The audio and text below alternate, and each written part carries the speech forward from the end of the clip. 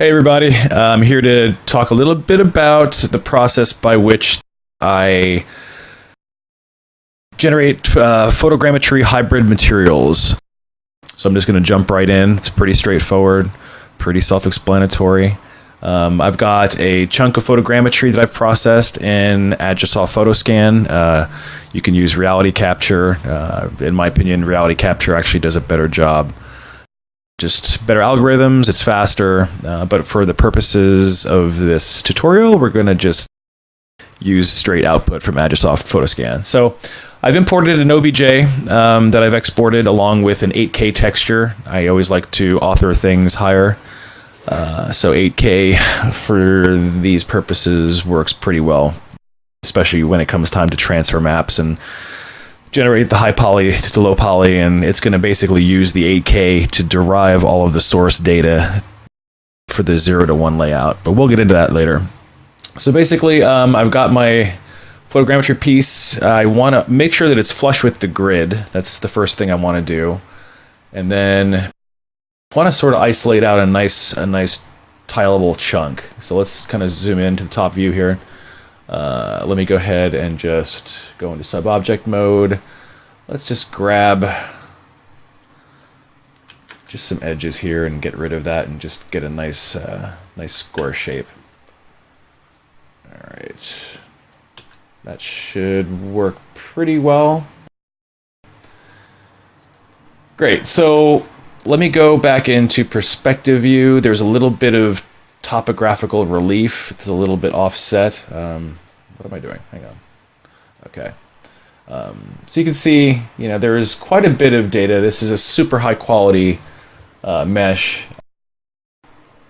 I want to try to get it as flat as possible, but still maintain as much relief because I want to be able to extract the normal data from this mesh. Okay, so I'm just going to go ahead and non-uniform scale. Let's kind of go from this view and just sort of get we don't want to overdo it. I think that's probably even too much because you still want to get some of that relief in there. Okay, so then what I want to do now is go ahead and select a plane. Let's bring our segments down to 1. When I do this, I typically like to turn on vertex snap so I can just easily generate a plane on top of the original source mesh, kind of use that as a template. The nice thing about most 3D software is that when you generate the plane, there's already a 0:1 UV layout already established, so you don't have to really go ahead and do that.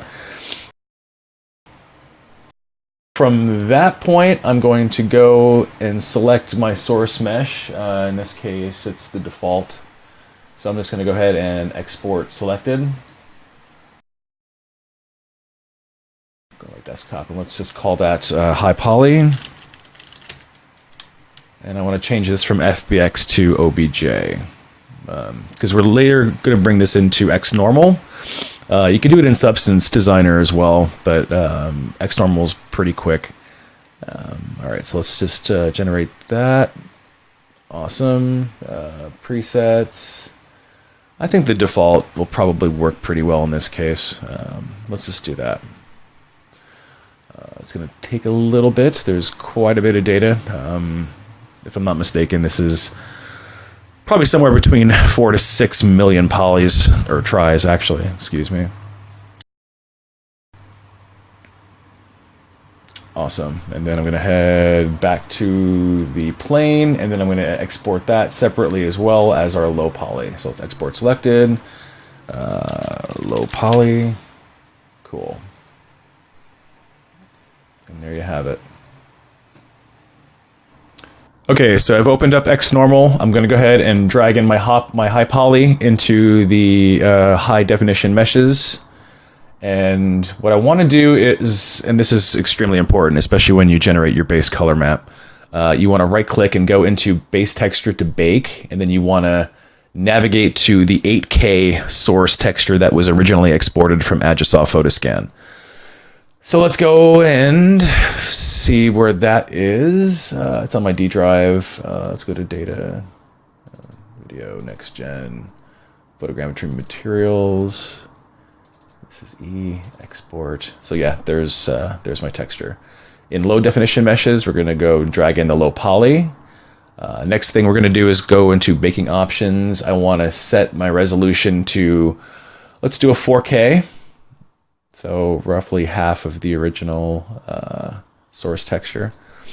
Let's go ahead and export. One second, let me set my path.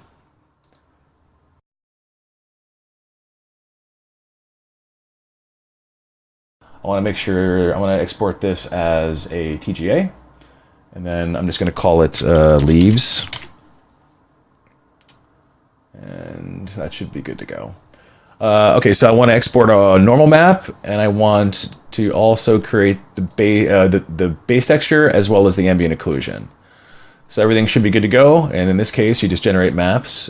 Sometimes you'll get an error message if there's n-gons or 5-sided polys. In that case, you just bring it back into Maya or Max and do a cleanup. So as you can see, it's generating the normal. The base color, I believe, comes last. The AO map takes quite a while. I actually really like the way that XNormal generates ambient occlusion maps, but it does take a while. But as the old expression goes, good things come to those who wait. So I'm not going to bore you. I will pick it up once I get this map generated. Okay, so as you can see, these are the 3 maps that are generated from XNormal. I've got the base color, the ambient occlusion, and the normal.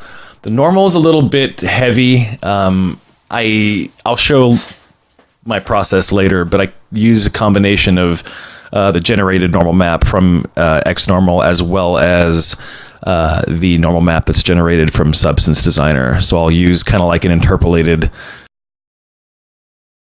blend of those two. So as you can see, here's the base color map. Super high quality. You can really zoom in and see a lot of that fine detail. So we're going to now bring these 3 textures into Substance Designer, and I will show you the process to make them tileable. Okay, so we've opened up Substance Designer. This is actually an older version. I was in the process of having to reload all my software due to a lovely Windows update that decided to corrupt my audio system, and I had to wipe out my entire C drive and reinstall Windows, and yeah, good times. Thanks, Microsoft.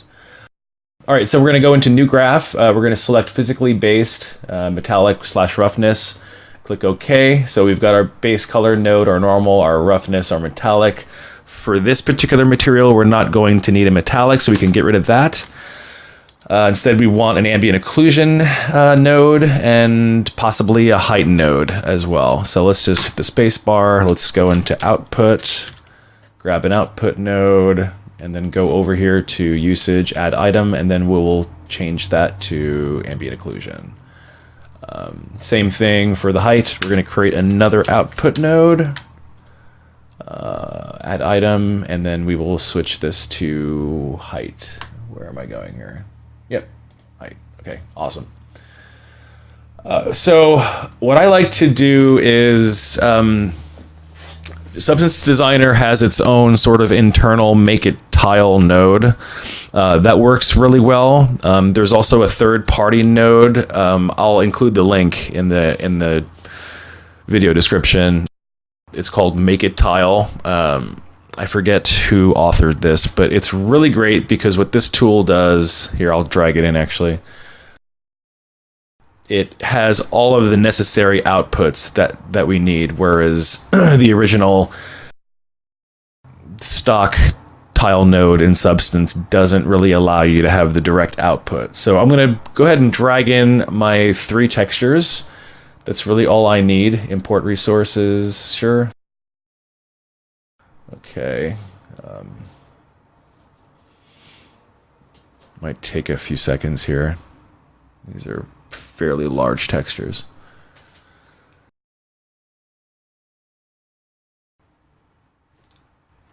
Okay, so my textures are imported. I've got 3 inputs on this node, so I'm going to plug in my base color. I'm going to plug in my normal, and it says metallic, so what I'm going to do is I'm going to switch the use custom AO map setting from false to true, it'll add another AO input. So I'm going to grab that and plug that guy in. The nice thing about this tool is that it has some delighting features, some additional tiling tweaks. You always want to make sure this is set to true. That activates the tiling algorithm, so to speak. And you've got separate controls for normal, AO, height, etc.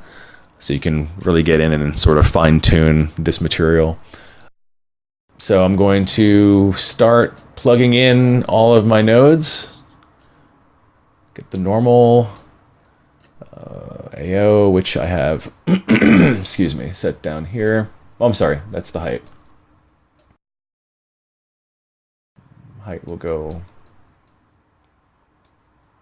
down here, and then this would be the roughness. Great.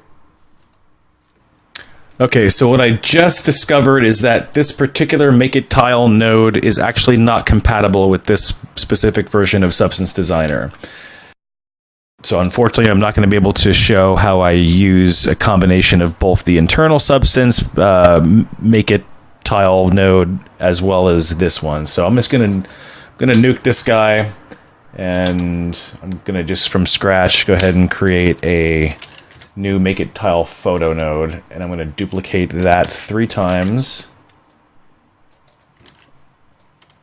Okay.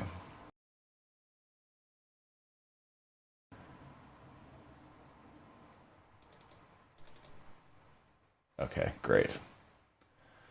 And what we want to do is we want to make sure that the parameters that are set for the base color, I mean, typically you want to adjust your base color tiling and get that situated, and then you want to essentially duplicate that. So everything has to mirror the parameters that are in this specific node.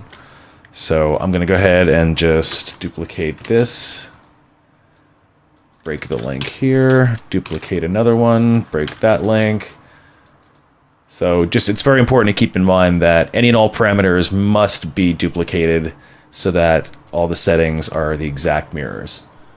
Okay, so let's hook up the normal, and then let's hook up the AO, which is right here. Cool. So now we have our output. As you can tell, there is a roughness and a height output that is missing, so we can just simply go ahead and create a height.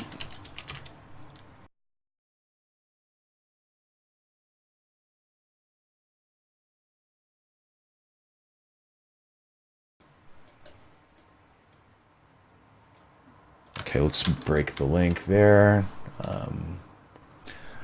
Okay, so I've set this graph up a little bit differently because we were unable to use the third-party Make It Tile node. So I'm just using, you know, the stock Substance tile nodes. I'm not going to go into any material polish as far as refining specific parameters, but this is just a base, just to basically show the general process of getting an exported set of hybrid photogrammetry textures into Substance and making them tileable. So as you can see here in the 3D view, we've got a pretty good start. The normals are a little bit chunky. Normally what I would do is I would add another normal node and derive that from the base color or the height. It depends. Sometimes a combination of the two. And then I'll blend this macro normal with the new normal so you get more of that fine detail. I'm going to export these textures now and bring them into Unreal so we can get a sense of how these look as a tileable material.